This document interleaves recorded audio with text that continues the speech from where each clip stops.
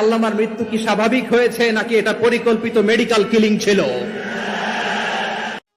আল্লামা দেলোয়ার হোসেন সাঈদীর মৃত্যু নিয়ে এবার প্রশ্ন তুলেছেন জনপ্রিয় ইসলামী আলোচক ডক্টর মিজানুর রহমান আজহারী। এটা কি স্বাভাবিক মৃত্যু নাকি পরিকল্পিত মেডিকেল ক্লিনিক ছিল তা জানতে চেয়েছেন তিনি। সেই সাথে সরকারের কাছে এ বিষয়ে উচ্চতর তদন্ত করে গণমানুষের সামনে প্রতিবেদন প্রকাশের দাবি জানিয়েছেন তিনি।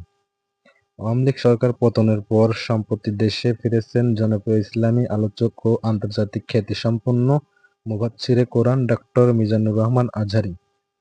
দেশে ফিরেই তিনি একের পর এক তাফসির মাহফিলে বয়ান দিয়েছেন। তারই অংশ হিসাবে শুক্রবার চট্টগ্রাম প্যারেস ময়দানে একটি মাহফিলে অংশ নিয়েছেন ডক্টর মিজানুর রহমান আজহারী। ময়দানটি বিশ্বনন্দিত মুফাসসিরে কুরআন আল্লামা সাঈদীর স্মৃতি বিজড়িত স্থান।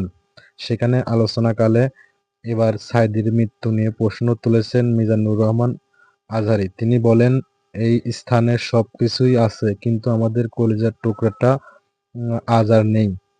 আজও জানি না আমাদের আল্লামার মৃত্যু কি স্বাভাবিক হয়েছে নাকি এটা পরিকল্পিত মেডিকেল কিলিং ছিল। এটা যে পরিকল্পিত মেডিকেল কিলিং ছিল এটা ধারণা করার পেছনে অনেক কারণ আছে। তিনি আধিপত্যবাদের বিরুদ্ধে সোচ্চার ছিলেন, ফ্যাসিবাদের বিরুদ্ধে সোচ্চার ছিলেন, রাজনৈতিক প্রতিহিংসার শিকার ছিলেন। আমরা ইন্টারিম গভর্নমেন্টের কাছে দাবি জানাই, উচ্চতর তদন্ত কমিটি করে এটা কি হত্যাকাণ্ড ছিল নাকি স্বাভাবিক মৃত্যু ছিল, এই রিপোর্ট গণমানুষের কাছে প্রচার করে জানাতে হবে।